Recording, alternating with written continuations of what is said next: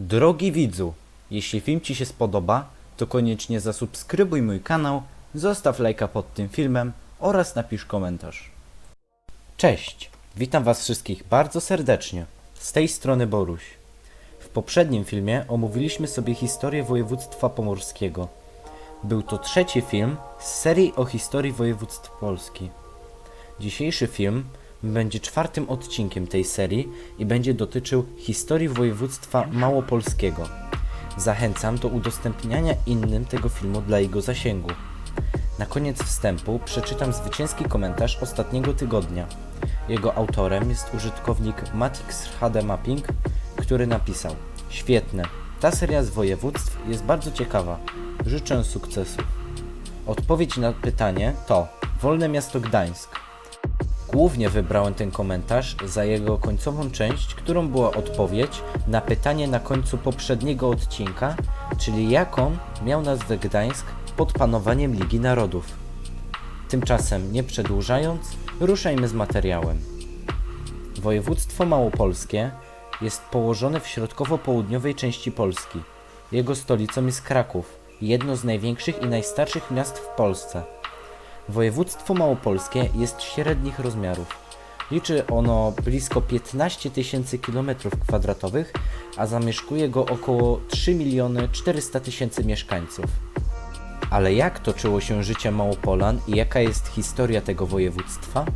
Małopolska, tak jak każde wcześniej omawiane na moim kanale województwo, nie zawsze miało tereny takie jak dzisiaj. Kiedyś do tego regionu należało prawie całe województwo lubelskie oraz część województwa świętokrzyskiego. Małopolska miała jednak wówczas mniej terenów na zachodzie, które należały do książąt śląskich.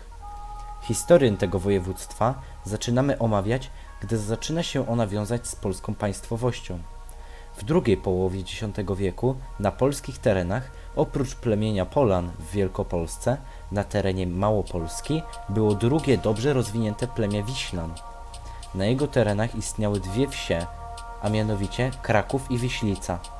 Jednak po krótkim czasie cywilizacja ta upadła z powodu małej ilości jej członków oraz wpływów z zewnątrz. Już po kilku latach od rozpadu tej cywilizacji tereny Małopolski podbili i zajęli Polanie pod wodzą Mieszka I. Kraków od razu zyskuje na tym, ponieważ staje się ważnym w Polsce ośrodkiem handlu. Wiślica zaś powoli popada w ruinę. W 1000 roku w Krakowie powstaje biskupstwo, co jest rzadkie w tamtych czasach.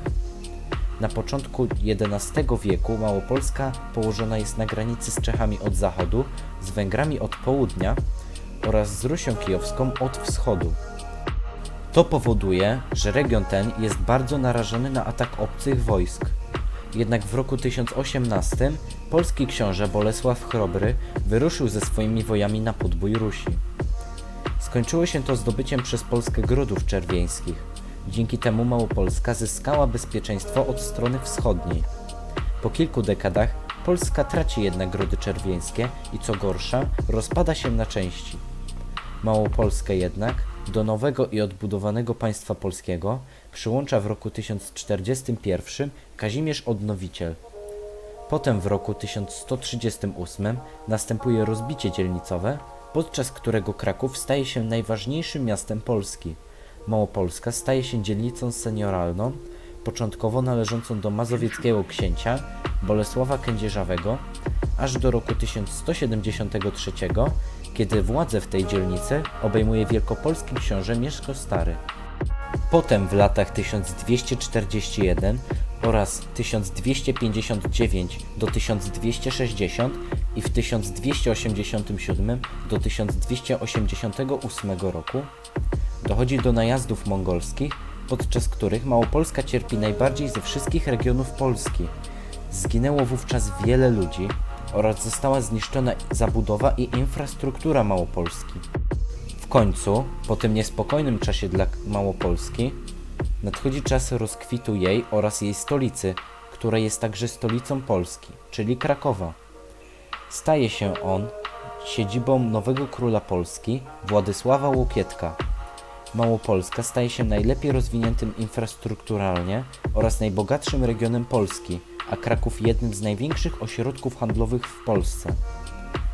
Potem, za panowania Kazimierza Wielkiego, na granicy Małopolski z Czechami powstaje wiele warowni i murów. W następnych stuleciach Małopolska się rozwija, aż do potopu szwedzkiego w latach 1655-1660. Małopolska została wtedy zniszczona i splądrowana. Następnie po 100 latach, a dokładnie w roku 1772, dochodzi do pierwszego rozbioru Polski, podczas którego Małopolska zostaje włączona w skład Imperium Austriackiego. Potem, w roku 1809, Kraków i jego okolice zostają włączone w skład Księstwa Warszawskiego do roku 1813, kiedy księstwo upada. Potem w roku 1815 utworzona zostaje Rzeczpospolita Krakowska, w której skład wchodził Kraków i pomniejsze wioski obok. Państwo to było kontrolowane jednak przez zaborców. Istnieje ona do roku 1846. Następnie, po I wojnie światowej, Małopolska wchodzi w skład II RP. Podczas okupacji niemieckiej podczas II wojny światowej Kraków stał się stolicą generalnego gubernatorstwa. Potem, od czasu władzy komunistycznej, w Polsce po dziś Małopolska graniczy tylko z Czechosłowacją, a potem Słowacją. Jej stolicą jest Kraków. Mam nadzieję, że film Wam się spodobał. Materiału na dzisiejszy odcinek zebrało się mniej niż do poprzednich filmów z serii województw. Pytanie na dzisiaj brzmi: jakie jedyne duże miasto podczas potopu szwedzkiego nie zostało zajęte przez Szwedów? Teraz się z Wami żegnam. Życzę Wam wszystkim zdrowia i do usłyszenia. Cześć!